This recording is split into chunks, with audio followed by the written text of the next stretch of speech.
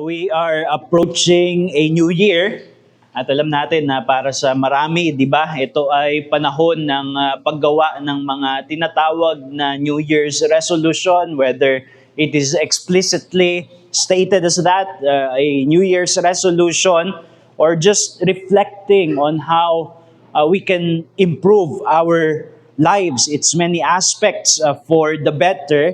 Tinuturing itong panahon na ito as a time marker.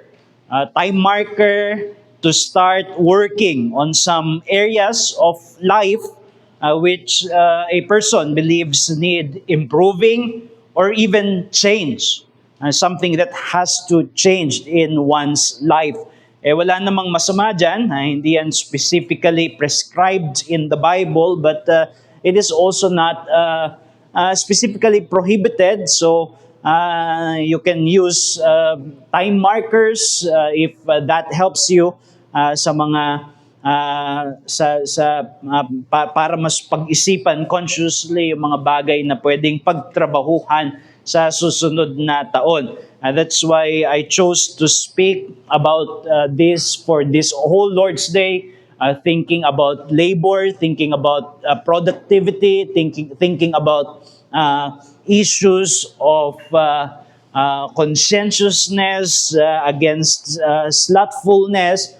At siguro maganda rin na mensahe ito as we is to our regular day-to-day life, dahil merong tinatawag, di ba, na holiday blues. Pagkatapos ng holiday, parang ang hirap bumalik sa trabaho kasi ang haba ng bakasyon. And I invite you to drink from the fountain of wisdom, our Lord Jesus Christ, from the scriptures, as we reflect on these kinds of matters. So I would ask you to turn your Bibles with me to the book of Proverbs, Proverbs chapter 26. We will be reading verses 13 to 16, which is a passage that describes to us the foolishness, or what I call the madness of idleness. Proverbs 26 verses 13 to 16. The sluggard says, "There is a lion in the road. There is a lion in the streets.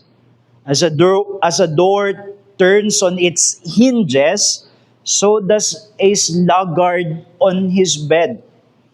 The sluggard buries his hand in the dish.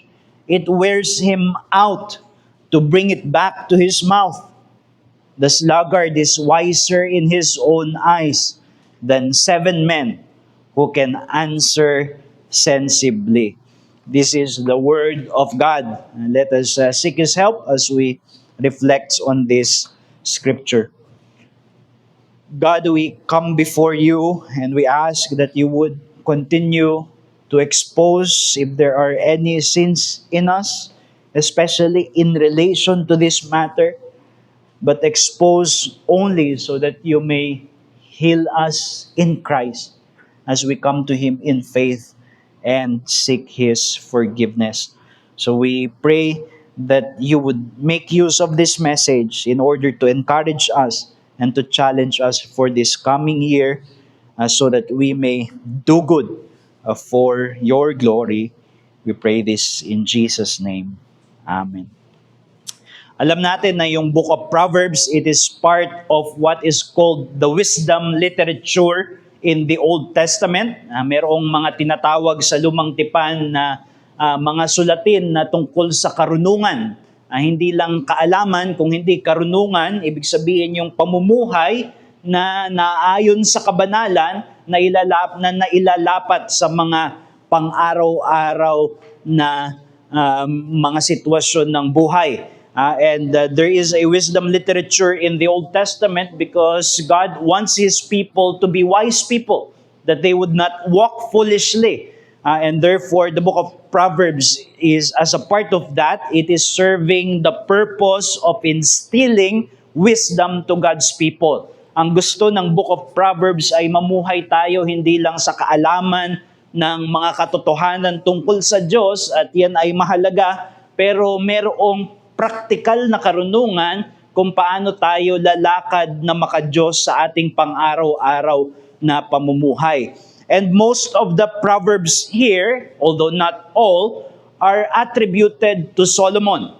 And in the Old Testament, Solomon is considered as the paragon of wisdom. Dahil alam natin yung simula ng kanyang buhay, mayroong sitwasyon kung saan siya ay humingi sa Panginoon ng karunungan upang siya ay makapamahala sa kanyang bayan ng naayon. And there is a close link in the scriptures between the themes of kingship and wisdom. Kailangan sa isang hari, lalong-lalo na sa hari ng bayan ng Diyos na mayroong karunungan sa paghatol dahil dapat siyang humatol ayon sa mga panuntunan ng Diyos. But just to begin, pag sinabi natin ditong karunungan, biblically speaking, we are speaking of living wisely, practically, in such a way that we fulfill our great purpose in life, and that is to live in reverential awe and fear of God. Meron naman yung kaugnayan doon sa mas technical na kahulugan ng karunungan. If you search dictionaries, you would find that wisdom refers to the skill of choosing the best course of action in order to attain a goal. So yun ang ibig sabihin ng karunungan in general sense. Meron kang goal, meron kang aim, and your aim is good, it is noble, and you are taking the steps, you are choosing the right means, the best course of actions in order to attain that end. That is why it is clear in the book of Proverbs and in the wisdom literature that we must begin with our purpose in mind pagdating sa usapin ng pamumuhay ng may karunungan. Another wisdom literature that we find in the Old Testament is the book of Ecclesiastes, and the summary of the observation of the preacher in the book of Ecclesiastes, of the narrator there, sabi niya, the end of the matter, fear God and keep His commandments, for this is the whole of man. This is the whole duty of man, to fear God and to keep His commandments. This was the summary of the wise principle that the narrator has gained from the experience of the preacher of searching out for the great purpose of life in this apparently confusing universe. That is why wisdom truly begins when we embrace God as the end for which we are created, and we structure our lives so as to best glorify Him and to enjoy Him. So para sa atin ng mga Kristiyano, yun ang ibig sabihin ng karunungan. That is why in the book of Proverbs, it repeatedly insists that the fear of the Lord is the beginning of wisdom. Kapag natutuhan natin na mamuhay sa ilalim ng banal na pagkatakot ng Diyos, nandoon ang tunay na karunungan. And therefore, when we look at the book of Proverbs, hindi natin to pwedeng ituring na parang self-help book lang na mayroong mga wise principles just as what we could gain from reading other books such as yung mga libro patungkol sa personal management na mabibili ninyo sa mga bookstores. The book of Proverbs is not just that. The book of Proverbs is ultimately, although non-believers can profit from this, it is ultimately a book for Christians, because we are the ones who are redeemed by Jesus Christ.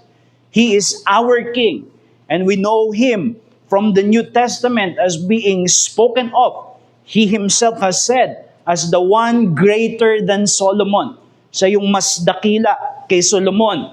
And although Solomon was the paragon of wisdom in the Old Testament, he was but a faint shadow of our wise King, of our just and righteous King. And we can even say I hold to the position that if you read Proverbs 8, where it speaks of the wisdom that God used as the agent of creation, I believe that that is Jesus Christ, the Word, who became flesh. And in that sense, Jesus himself is wisdom incarnate. He is spoken of by the Apostle Paul as in whom are hidden all treasures of wisdom and knowledge. And therefore, the book of Proverbs is not a mere collection of wise patterns of life, much like what you can gain from a self-help book. This is a wisdom that flows from the wise character of our Savior, Jesus Christ. So, sana maging ganun ang pagbasa natin sa book of Proverbs. We do not separate that from Christ. This is Christ's wisdom. He is wisdom incarnate. And He is our wise king, the one greater than Solomon, the one from whom Solomon was only drawing from as a shadow. And in union with Christ, we have the mind of Christ. We are possessed of His mind. And it is and by the help of the Spirit, tayo ay tinutulungan ng banal na Espiritu upang makapamuhay ng naaayon sa karunungan. And therefore, in one sense, by the help of the Spirit, we have all become wise. We have been restored to our end, to glorify God and to enjoy Him forever. And we are provided with the spiritual resources to train ourselves to be skillful in the art of godly living. That's why Peter says, for example, in 1 Peter 1 verse 3, 1 Peter,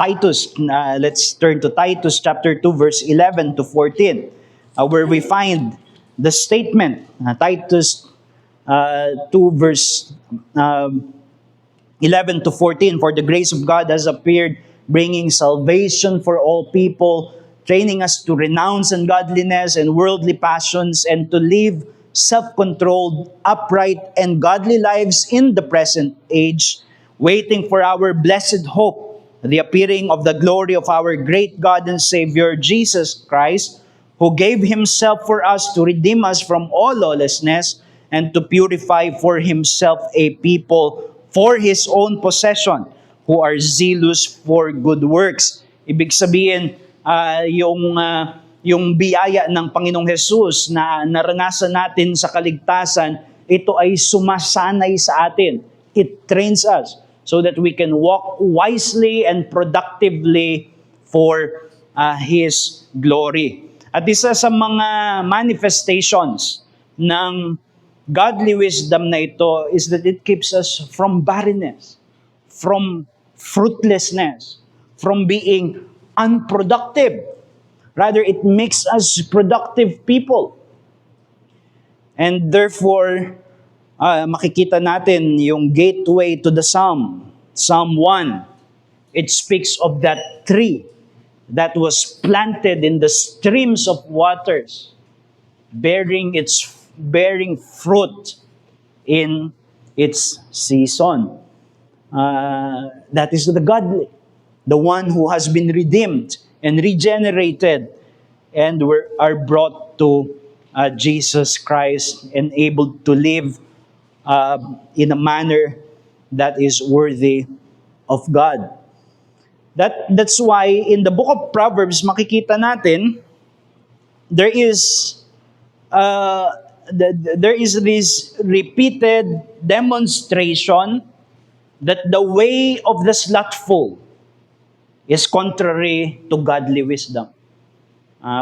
Siguro, pwede nating sabihin, isa sa mga karakteristik ng unredeemed way of life is unfruitfulness, fruitlessness. They are like a chaff in contrast to the, the, the fruit-bearing tree in Psalm 1. And therefore, from this, I want to take the message that believers possess the wisdom of Christ to empower them against the foolishness of slothful living. Ulitin ko, believers possess the wisdom of Christ to empower them against the foolishness of slothful living. Bilang mga mananampalataya, taglay natin yung karunungan na nagmumula sa Panginoong Hesus upang palakasin tayo na mamuhay laban sa kahangalan ng tamad na pamumuhay. Godly wisdom is what shape Christians' day-to-day living, and therefore we become less and less conformed to foolish ways. Now, hindi naman ito automatic. We recognize that there is still remaining sin at kailangan nating panagumpayan at kailangan natin sumulong.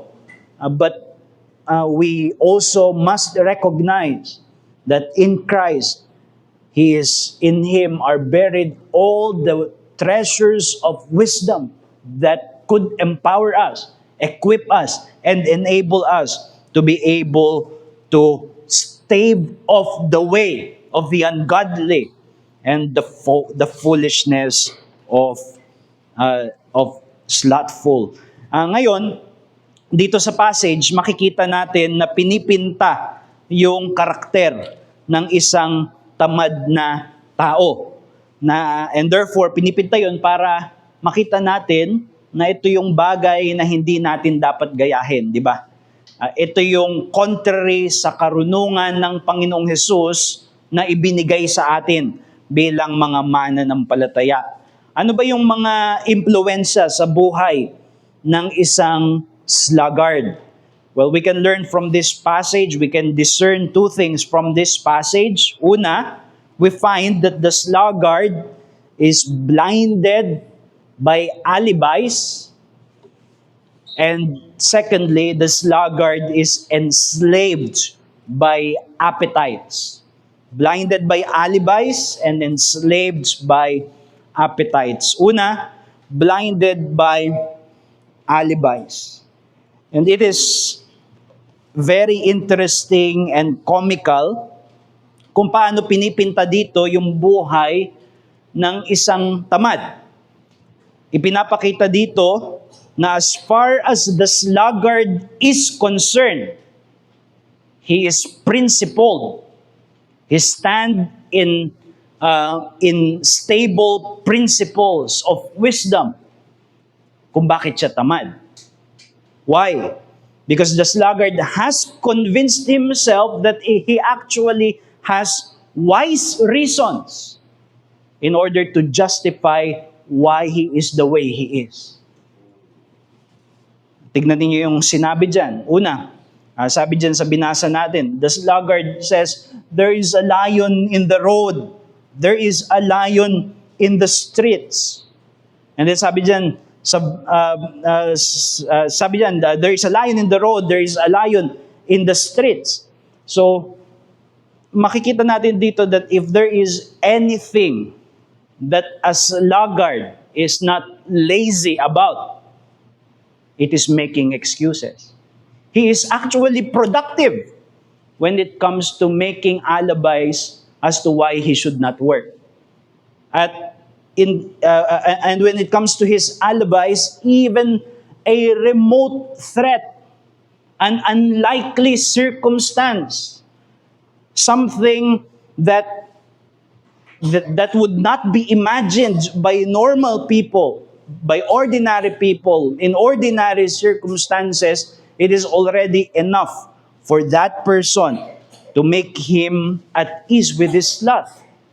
Pag lumabas ako, parang pumunta sa kung saan ako dapat magtrabaho, baka may sumalubong sa akin na leon. Why would I still go to work if there is a remote threat na lalapain ako ng leon?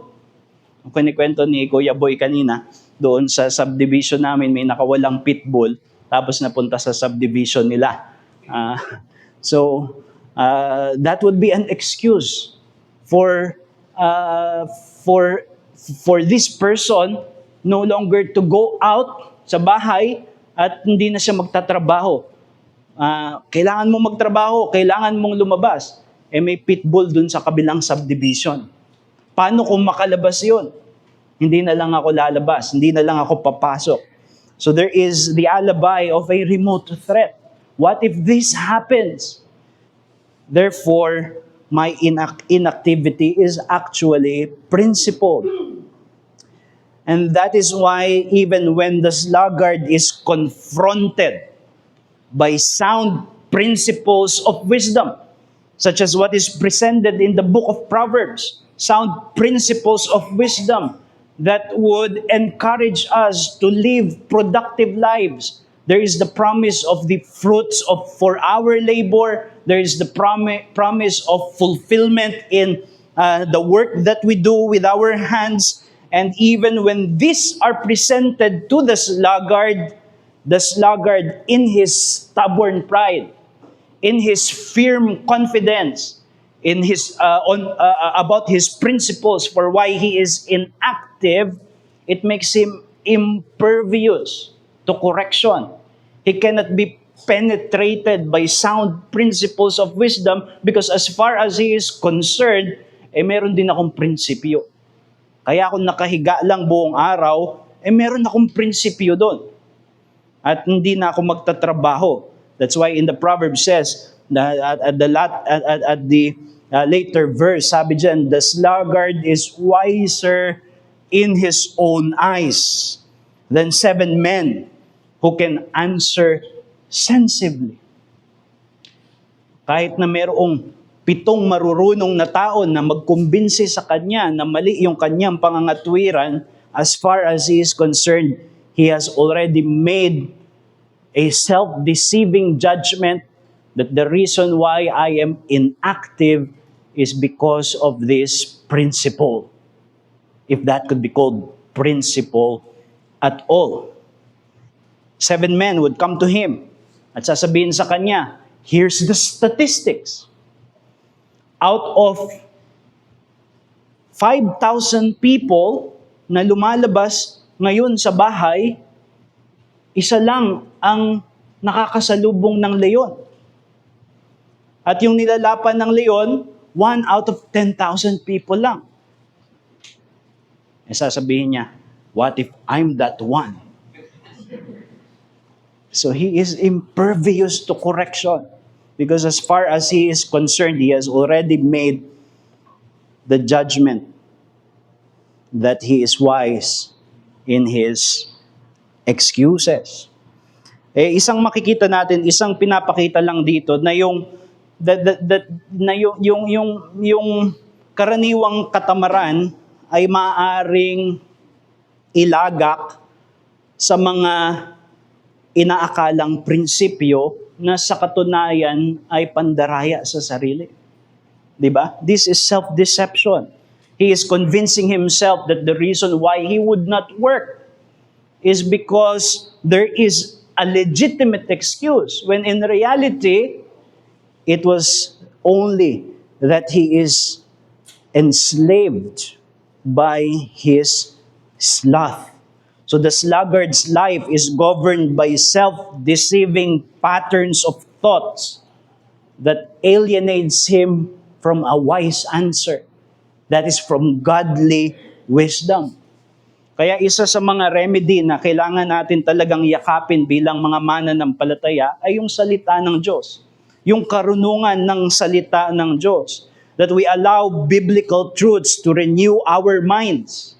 It is an antidote to foolish self-deception when we would encourage laxity, we would encourage our laziness, dahil meron tayong mga prinsipyo na hindi naman naaayon sa salita ng Diyos. We are to correct our sluggish ways by beginning with reforming our ungodly patterns of thought. Hindi natin nakikita karaniwan yung link na yon, but think for example of Ephesians chapter 5 verse 15 to 17. Ephesians chapter 5, verse 15 to 17. Look carefully then how you walk, not as unwise, but wise, making the best use of time, because the days are evil. Therefore, do not be foolish, but understand what the will of the Lord is. Pinapakita doon na yung tunay na karunungan na nagmumula sa Diyos at sa kaligtasan kay Jesus, it leads us to the best use of our time, recognizing that the days are evil and that it presents us for opportunities of good works and of serving God in the kingdom. And when we are governed by this principle, we understand that God's will for us is to live fruitful lives that make much of our opportunities for life and faith and obedience. And when we understand these things, that is when we are equipped with wisdom to encourage us against laziness. If wisdom helps us to discern our end, di ba yun yung wisdom? It helps us to discern a noble end. And we are told, we understand from the scriptures, we can answer according to the words of our confession that the chief end of man is to glorify God and to enjoy Him forever. Then let us not neglect question number 2. What rule has God given us to direct us how we may glorify God and enjoy Him? And the answer is the Word of God. The Word of God helps us to live wisely in order that we can work towards that end of glorifying God and enjoying Him forever. Ngayon, mahalaga yung application nito. Ang pinag-uusapan natin dito ay hindi lang kasipagan sa trabaho, bagamat kasama yon, but also kasipagan sa ating pamumuhay, pananampalataya, at pamumuhay ng may pagsunod sa ating Panginoong Hesus. Because many times, the reason why we may be sluggish in our Christian walk is because we have excuses or ungodly patterns of thoughts that do not conform to sound biblical wisdom. And therefore, we must educate our mind and consciences with biblical truths in order to counter those self-deception. Ano ba yung mga karaniwan yan? Meron bang mga deceptive views sa isip mo that encourages you to spiritual idleness? Sabi ng iba, paano ko mamumuhay ng may kabanalan? Well, just let go and let God. Basically, it's a principle of inactivity. Wala kang kailangang gawin but to let go. And you just allow passively, without effort, God to change you. But that is not what the Bible teaches. The Bible teaches contrary. In Philippians chapter 2, work out your salvation with fear and trembling. That doesn't sound like without effort. Hindi tinuturo doon, as we know, na yung kaligtasan ay maaari nating makamtan sa pamamagitan ng ating gawa. Ang itinuturo doon, dahil tayo ay ligtas na, dapat tayong magsumikap na ang biyaya na ating tinanggap ay patuloy na lumago sa ating buhay. And yes, it comes with a corollary truth. For it is God who works in you. God is working in you. But it does not cancel our activity, our effortful pressing on in order that we may see spiritual fruits, that we may not be spiritually barren. Just as Peter has said, that we should not be barren nor unfruitful in the knowledge of our Lord Jesus Christ. So baka may mga ganyan tayong kaisipan kung saan we are encouraged by a wrong kind of thinking, and it makes us lazy about our Christian walk. Naniniwala naman ako that once saved, always saved. Pag niligtas na ako, ligtas na ako. So why is there a need to press the message of perseverance? But di ba sa ating pinanghahawakan na tulip, letter P is perseverance of the saints. Yes, there is the perseverance of God. He is persevering sa atin upang tayo ay kanyang iligtas to the uttermost. There is the preservation of the saints, but there is also the perseverance of the saints, because God's preservation is demonstrated, it is shown by way of a fruit, by our active, effortful, persevering in faith. Therefore, if we have wrong thoughts about this, dapat na magkaroon tayo ng tamang kaisipan. Hindi natin sasabihin, there is a lion on the road. There is a lion in the streets. We would not make alibis. Sometimes the most dangerous alibis are theological alibis. Why should I continue in? Why should I not continue in sin, so that grace may abound? Diba? Yun yung Romans chapter 6. Bakit pa ako magsisikap sa kabanalan kung naluluwalhati ang Diyos sa biyaya niya sa aking kasalanan? Well, we must understand grace not only in the extent of how we are forgiven because of that grace, but also its power to make us zealous for good works, and any understanding of grace that makes light of our duty.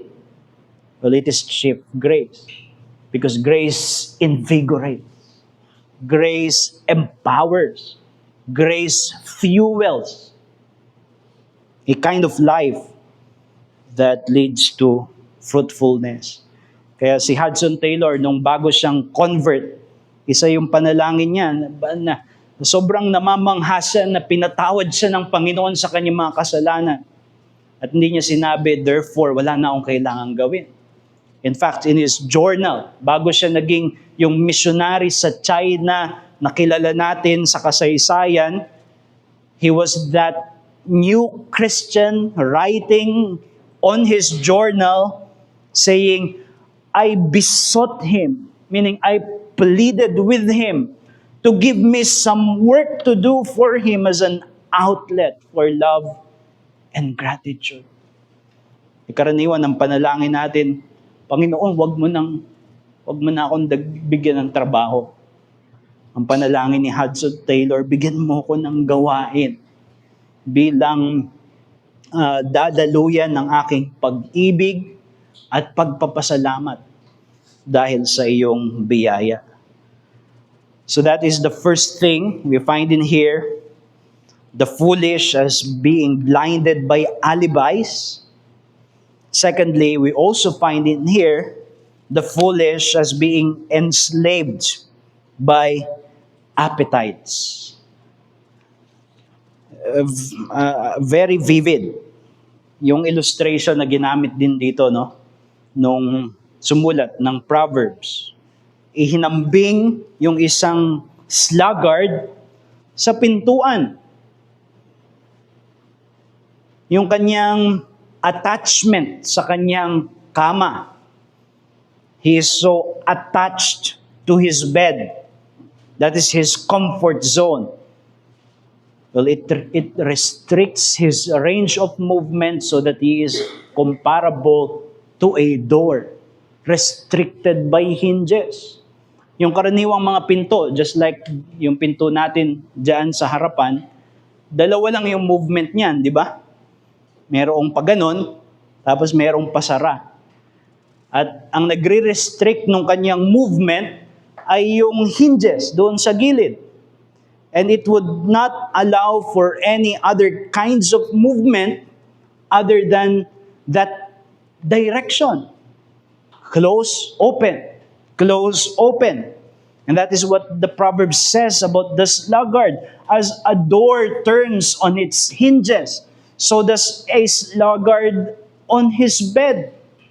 Yung kanyang hinges ay yung kanyang appetite for comfort and pleasure and relaxation. So that as soon as it is opened, it goes back closed. Kagaya sa pintuan. As soon as he goes up and attempt to do a work, tinatawag na siya ulit ng kanyang bed, come on, come back. At hindi niya kayang i-resist. There is no range in his movement because he returns to his bed as soon as he goes to initiate a work. In other words, he is not able to resist his craving for the bed. This is an issue of self-control. This is an issue of an unruly appetite, an affection that is not curbed, and it is for his bed. And it could not be bed for many of us. It could be just our comfort zone that keeps us from being productive. And it gets even more comical. If ever the sluggard gets to initiate a movement, may sisimulan siya. After all, the sluggard still, the door still moves towards another direction. Dito, the sluggard gets to initiate a movement, but it is only because of necessity. Siyempre, kailangan namang kumain. Kahit tamad, di ba? Kailangan pa rin kumain dahil magugutom. But even that, it gets hyperbolic here. Even that, hindi kayang tapusin.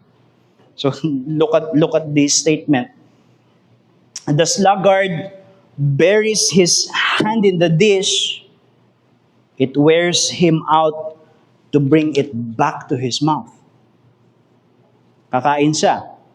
Ilulubog daw niya yung kanyang kamay doon sa pinggan. Pero hindi na niya kayang ibalik sa kanyang bibig. Walang silbi. Yung una niyang pagkilos, nailagay nga niya yung kamay niya, gusto niyang kumain, hindi na siya nakakain kasi hindi na niya kayang ibalik yung kanyang kamay sa kanyang bibig. I don't think that Solomon or the writer of this specific proverb is literally thinking of a person who does that. Baka may kilala kayo, wala akong kilala naman na ganun. Pero ang kahulugan niyan yung taong ito nagsisimula siya ng kanyang gawain, pero bago siya makinabang doon sa kanyang gagawin, ayaw na niya. The very idea of exerting energy against the sluggish appetites of his body, it already causes fatigue. It wears him out to bring it back to his mouth. Kinapapaguran niya na yung kaisapan na kailangan niyang ibalik yung kanyang kamay sa kanyang bibig para makain niya yung pagkain. So there is here a comical picture of a person who is ruled by his sluggish appetites and could not exercise resistance and effort against it so that he could live a life that is not dictated by his appetites but rather by what is productive and meaningful. So yun yung pangalawa na makikita natin dito, yung isang tao na hangal sa katamaran, inaalipin ng kanyang mga nasa ng katawan that is unmoderated by godly wisdom. Now, we know that bodily cravings are not inherently sinful. Tama lang na sa gabi, pagod tayo, at we long for the bed. And we want to lay our body down on the bed. In fact, our bodily appetites correspond to God's good gifts in creation. And the Christian position does not demonize bodily cravings. We do not promote ascetic abstinence from physical things that God has made for our enjoyment. In fact, the Apostle Paul calls it demonic teachings when we undermine the goodness of God in His gifts in creation. Yung mga bagay na maaring makapagbigay ng pleasure sa ating katawan, yan ay mga kaloob ng Diyos. Pero such bodily urges are to be regulated and moderated by principles of godly wisdom. That is why in the passage earlier in Ephesians chapter 5 verse 17, sinabi doon, do not be foolish, do not be foolish but understand what the will of the Lord is, and that it continues on where it says, do not get drunk with wine, for that is debauchery, but be filled with the Spirit. Do not get drunk. We know that wine and such beverages are God's good gifts. But when you surrender control, that is when it becomes sinful and foolish.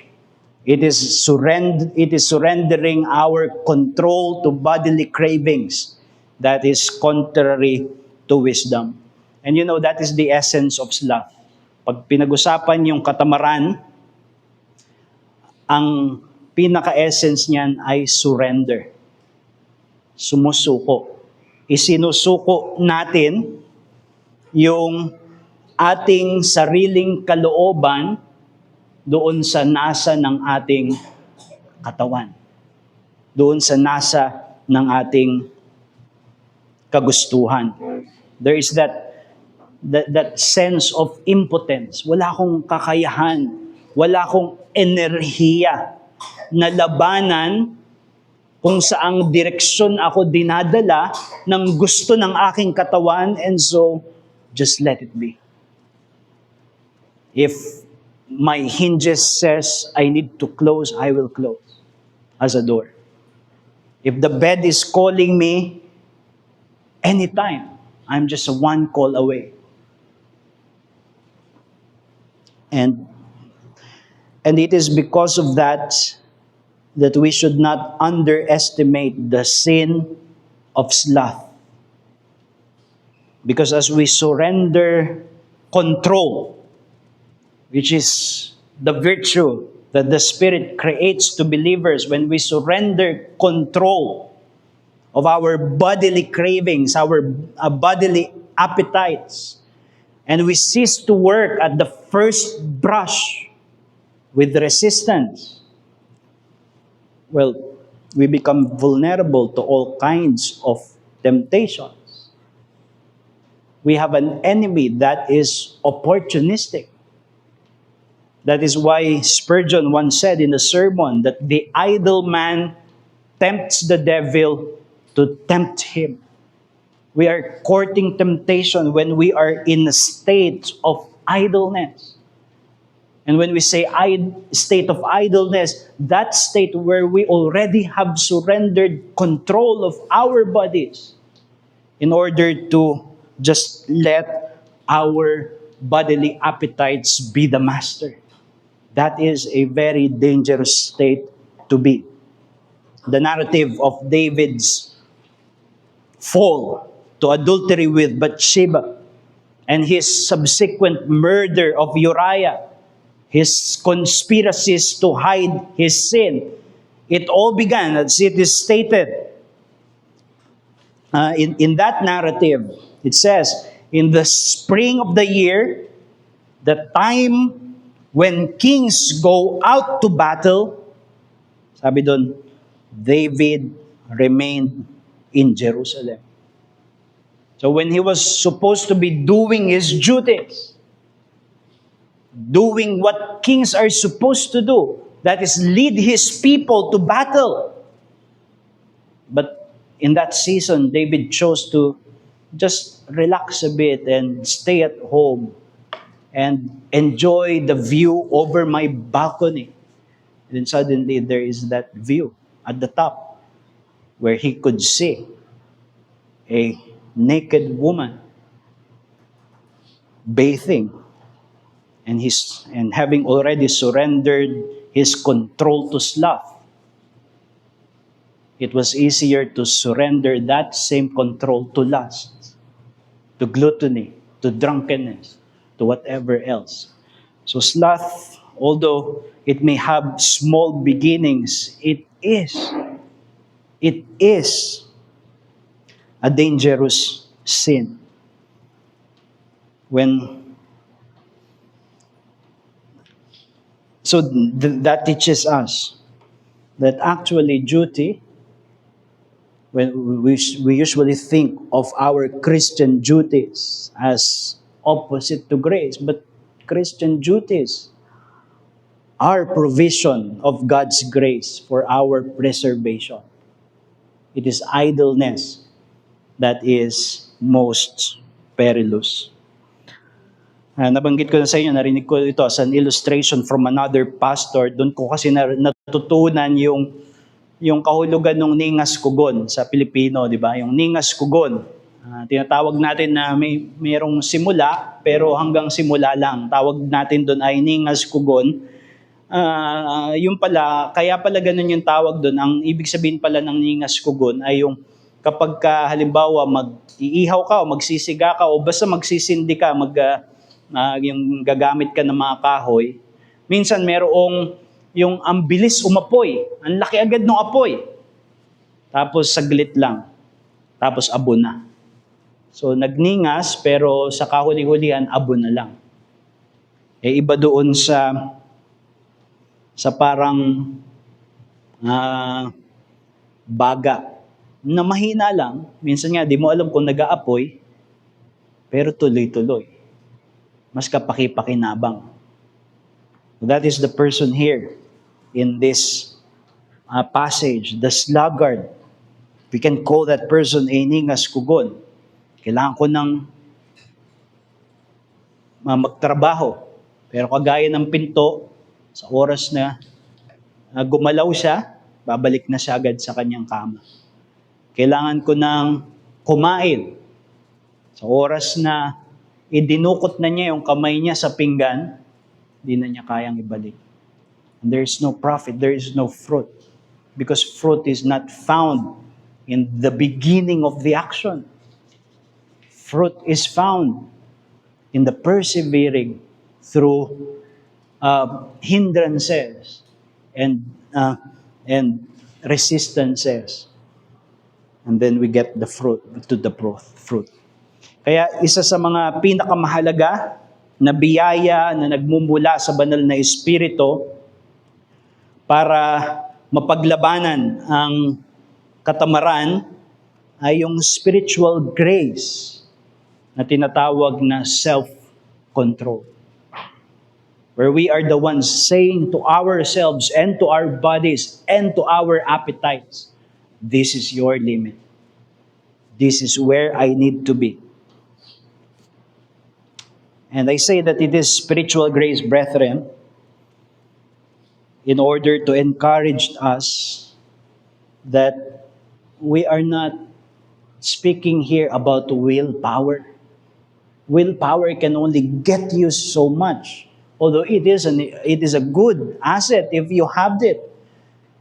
But we say self-control is a spiritual grace because this is not something that we achieved by our mere stoic resolve, using the strength of our will.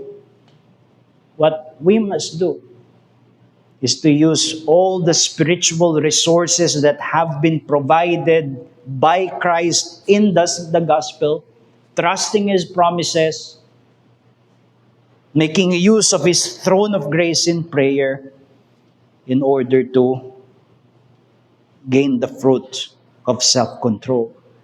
And we equip ourselves with the proper theology of the body, knowing that as believers in First Corinthians 6, it teaches us that the body is for the Lord. It has been bought with the price.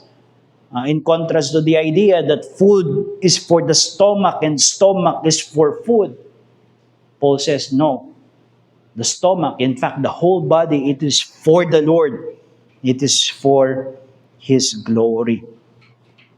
1 Thessalonians 4 verse 1, this is the will of God, that each of you should learn to control your own body in a way that is holy and honorable. Yun yung panawagan sa atin.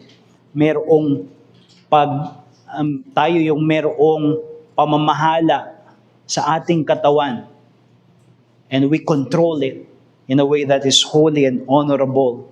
1 Corinthians 9 verse 27, sinabi doon ni Apostle Paul, ginamit niya yung isang boksingero, that he do not box as one beating the air, but I discipline my body to keep it under control, lest after preaching to others, I myself be disqualified. And resistance takes work. That's why the sluggard is indulgent. That's why sloth, in tradition, it is called one of the 7 deadly sins. It doesn't seem too threatening, but in reality, it is deadly. Just a little bite, just another episode, just another minute of scrolling, just another glance at that picture. A little sleep, a little slumber, a little folding of the hand to rest. It starts with little. And lo and behold, as we shall see this afternoon, great spiritual ruin. Si John MacArthur, meron ako narinig na kwento tungkol sa kanya, where he was offered a cake at tinanggihan niya. At sabi sa kanya, ayaw mo pala sa cake. Sabi ni MacArthur, mali, baliktad. Gustong-gusto ko ng cake. Kaya tinatanggihan ko. So, I'm not saying huwag tayong kumain ng cake. No, I'm not saying we abstain. But we must recognize that small disciplines, these are the foundation of principles. That is why discipline is important, because discipline teaches us to operate by sound and godly principles rather than by fluctuating desires. Let us not consider our life to the dictates of our body, but we discipline ourselves. Not because this is our way to salvation, but because this is the wisdom of our King and Savior Jesus Christ, na patuloy na hubog sa atin. And I do not preach this as one superior, but as a fellow struggler. We are all slothful, but we recognize that Christ is our righteousness. He is the one who is perfectly fruitful and productive. And God sees His record in us. He is our righteousness.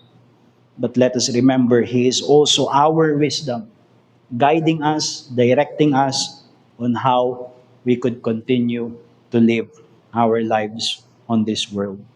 Para sa darating na New Year, yun yung panawagan sa atin, patuloy na lumakad sa karunungan. Let us close in prayer. Our gracious God, we thank you that you have given us the Lord Jesus Christ, who is the fountain of all wisdom. And we Pray that you would continue to help us to evade from the way of foolishness. That is the way of the sluggard, so that we may be able to live lives that are productive for our benefit, for our neighbors' profit, and for your glory. In Jesus' name, amen.